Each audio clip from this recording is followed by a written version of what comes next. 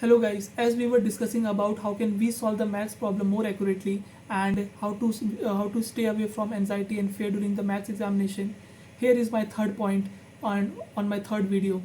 Yes, so the third point is that how can we actually write the answer sheet in our examination time, or how can we present ourselves during our answer sheet.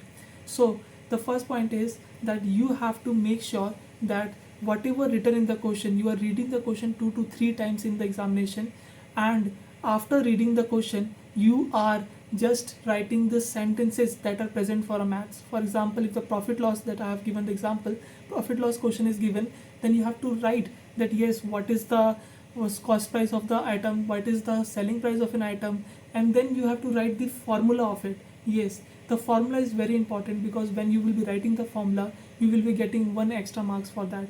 Yes, extra marks means you will be getting 1 marks, चाहे आपका question गलत हो या सही हो, 1 marks तो आपके fix हो गए. देन आपने जब सेंटेंस लिख दिए, सेंटेंस में जब आप गिवन लिखते हैं तो आपके 1 मार्क्स वहाँ फिक्स हो जाते हैं, तो आपके 2 मार्क्स यहाँ से आ गए. तीसरा, जब आप कैलकुलेशन प्रेजेंट कर रहे हो, you have to make sure कि आप एक रफ शीट बनाएं, राइट साइड में एक रफ कॉलम बनाएं. जब आप वहाँ पे रफ कॉलम में वहाँ प्रेजेंट करेंगे रफ और वहाँ पे सॉल्व आउट करेंगे, और यहाँ पे आंसर शीट में जहाँ पे हमें प्रेजेंट करना है वहाँ पे आप एक आंसर अच्छे से बना के एक स्टेप वाइज प्रोसेस में लिखेंगे, तो आपको कैलकुलेशन के स्टेप वाइज मार्क्स भी मिलेंगे. यस, तो आपको ये ध्यान रखना है कि आपको you have to make sure that the steps that you are writing for a calculation, you have to write in a very linear manner, you have to write in a very clear and neat and clean.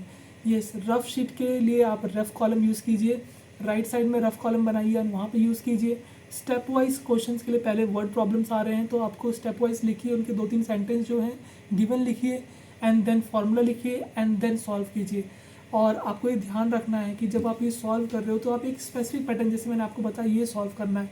क्योंकि जब आप वापस से मान लीजिए आपका question paper में आपने आंसर निकाला और वो गलत कैलकुलेशन हो रहा है, तो आप वापस रेफर बैक कैसे करेंगे अगर आपने ये लाइन वाइज नहीं लिखा है, तो फिर आप और ज़्यादा टाइम वेस्ट करोगे. इसलिए आपको फर्स्ट अटैम्प्ट में ही अच्छे से प्रेजेंट करते हुए लिखना है, ताकि अगर आपको लग रहा है कि आंसर सही नहीं है तो आप उसको रिव्यू बैक कर सको, आप उसको वापस चेक बैक कर सको और अपने मैथ्स के आंसर बहुत ही एक्यूरेट वे में प्रेजेंट कर सको.